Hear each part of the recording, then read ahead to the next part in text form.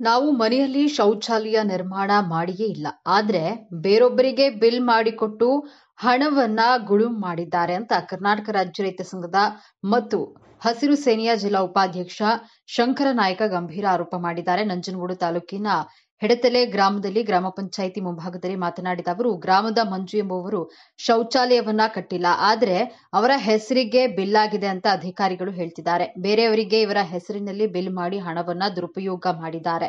ಇದಲ್ಲದೆ ಅದೇ ಗ್ರಾಮದ ಮಂಜು ಎಂಬುವರು ಕಳೆದ 9 ತಿಂಗಳಿನಿಂದ ಶೌಚಾಲಯವನ್ನ ನಿರ್ಮಾಣ ಮಾಡಿಕೊಡಿ ಎಂದು ಗ್ರಾಮ ಪಂಚಾಯಿತಿಗೆ ಅಲೆದಾಡ್ತಿದ್ದಾರೆ. ಆದ್ರೆ ಅಧಿಕಾರಿಗಳು ಯಾವುದಕ್ಕೂ ಸ್ಪಂದಿಸುತ್ತಿಲ್ಲ.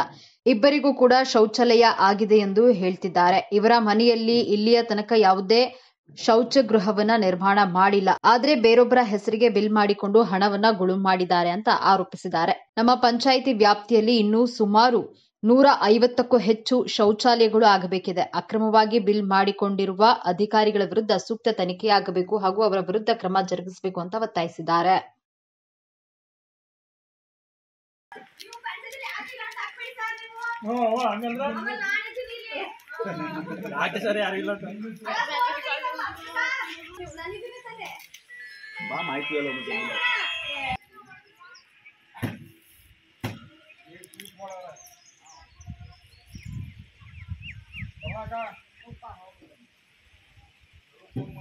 ಈಗಾಗಲೇ ನಮ್ಮ ಫಲಾನುಭವಿಗಳು ಹೇಳ್ದಂಗೆ ಶೌಚಾಲಯಕ್ಕಾಗಿ ಅಳೆದು ರೈತ ಸಂಘದಕ್ಕೆ ಬಂದು ನಮಗೆ ಮನವಿ ಕೊಟ್ಟಾಗ ನಾವು ಗ್ರಾಮ ಪಂಚಾಯತಿಗೆ ಬಂದು ಆ ಮಾಹಿತಿನ ಕೇಳಿದಾಗ ಹೇಳಿದ್ರು, ಗ್ರಾಮ ಪಂಚಾಯತಿಲಿ ಇವ್ರಿಗೆ ಶೌಚಾಲಯ ಆಗಿದೆ, ಇವ್ರಿಗೆ ಪೇಮೆಂಟ್ ಆಗಿದೆ ಅಂತ ಹೇಳಿದ್ರು.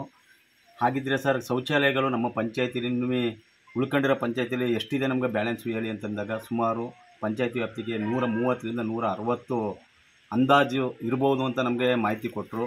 ನಂತರ ಮತ್ತೆ ಪಂಚಾಯತಿ ಸರ್ಕಾರದ ನಿಯಮಾನುಸಾರದ ಪ್ರಕಾರ ಯಾರಿಗೆ ಶೌಚಾಲಯ ಇಲ್ಲ ಅವ್ರಿಗೆ ಶೌಚಾಲಯ ಕೊಡಬೇಕು ಅಂತೇಳಿ ಸರ್ಕಾರದ ನಿಯಮಾನುಸಾರ ಇದೆ ಸರ್.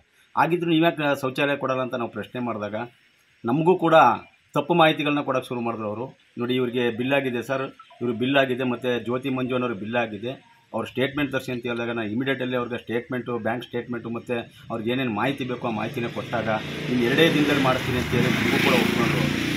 ಒಪ್ಕೊಂಡ್ರೂ ಕೂಡ ಆ ಒಂದು 2 ದಿನದಲ್ಲಿ ನಮಗೂ ಕೂಡ ಸುಳ್ಳು ಮಾಹಿತಿ ಕೊಡೋಕ್ಕೆ ಸೃಷ್ಟಿ ಮಾಡಿದ್ರು ಸರ್. ಆ ಸೃಷ್ಟಿ ಮಾಡಿದಾಗ ಏನು ಮಾಡಿದ್ರು, ನಾವು ಇಒ ಆಫೀಸ್ಗೂ ಮತ್ತು ನಮ್ಮ ಜಿಲ್ಲಾ ಪಂಚಾಯತಿಗೂ ಕೂಡ ನಾವು ಮಾಹಿತಿ ಕೊಟ್ಟು, ಜಿಲ್ಲಾ ಪಂಚಾಯತಿಲಿ ಇವ್ರದ್ದು ಯಾವುದೂ ಆಗಿಲ್ಲ, ಯಾಕೆ ಈ ಥರ ಮಾಡ್ತಾಯಿದ್ದಾರೆ ಅಂತ ಮತ್ತೆ ಕೇಳಿದಾಗ ಬರೆಸೋದು, ನಮ್ಮನ್ನ ಅಳಿಸೋದು, ಹಿಂಗೆಲ್ಲ ಮಾಡ್ತಾಯಿದ್ರು.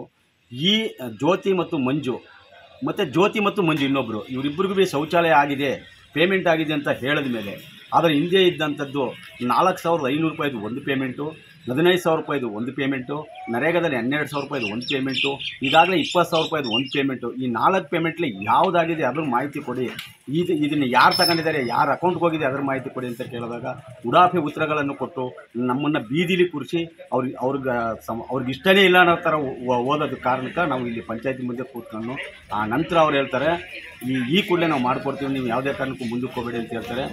ಈ ಮಂಜು ಮತ್ತು ಜ್ಯೋತಿ ಅವರ ಅಕೌಂಟಲ್ಲಿ ಯಾರು ಹಣ ತೆಗೆದಿದ್ದಾರೆ ಅವ್ರಿಗೆ ಈ ಕೂಡಲೇ ಆ ಹಣನ ದುರುಪಯೋಗ ಮಾಡ್ಕೊಂಡಂಥವ್ರಿಗೆ ಪ್ರತಿಯೊಬ್ಬರಿಗೂ ಕೂಡ ಕಾನೂನುಬದ್ಧವಾಗಿ ಕ್ರಮ ಮತ್ತು ತನಿಖೆ ಆಗಬೇಕು ಅಂತೇಳಿ ನಾವು ಒತ್ತಾಯಿಸ್ತಾ ಇದ್ದೀವಿ.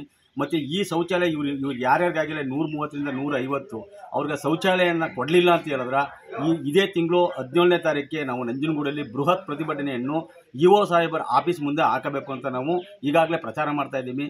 ದಯವಿಟ್ಟು ಸಂಬಂಧಪಟ್ಟ ಅಧಿಕಾರಿಗಳು ಈ ಕೂಡಲೇ ಎಡತಲೆ ಗ್ರಾಮ ಪಂಚಾಯತಿಯ ಶೌಚಾಲಯ ದುರ್ಬಳಕೆಯನ್ನು ತಡೆಗಟ್ಟಿ ಯಾರಿಗೆ ಶೌಚಾಲಯ ಇಲ್ಲ ಅಂಥವ್ರಿಗೆ ಶೌಚಾಲಯ ಮಾಡಿಕೊಡ್ಬೇಕು, ಮತ್ತು ಯಾರ್ಯಾರಿಗೆ ಯಾವ್ಯಾವ ಅನುಕೂಲಗಳಿಲ್ಲ ಅನುಕೂಲನ ಮಾಡಿಕೊಡ್ಬೇಕು ಅಂಥೇಳಿ ನಾವು ಒತ್ತಾಯಿಸ್ತಾ ಇದ್ದೀವಿ. ನನ್ನ ಹೆಸರು ಮಂಜು ಅಂತ.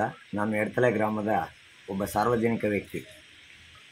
ಎಡತಲೆ ಗ್ರಾಮ ಪಂಚಾಯಿತಿಲಿ ನನಗೊಂದು ಶೌಚಾಲಯ ಬೇಕು ಅಂತ ನಾನು ಕೇಳಿದಾಗ, ಹೋಗಿ ಅಲ್ಲಿ ಅರ್ಜಿ ಕೊಟ್ಟು ಕೇಳಿದಾಗ, ನಿಮ್ಗೆ ಶೌಚಾಲಯ ಆಗಿದೆಯಪ್ಪ, ಬಿಲ್ ತಗೊಂಡಿದ್ದಾರೆ ಅಂತ ನನ್ನ ಇದು ಮಾಡಿದ್ರು. ನಾನು ಅಲ್ಲೆಲ್ಲ ತೆಗಿಸಿ ನೋಡಿದೆ, ಯಾವುದೋ ನನ್ನ ಶೌಚಾಲಯ ಇದಾಗಿದ್ದಿಲ್ಲದೆ ಹೋದ್ರೂ ಬಿಲ್ ಪಾಸಾಗದ ಅಂತ ಹೇಳಿದ್ರು.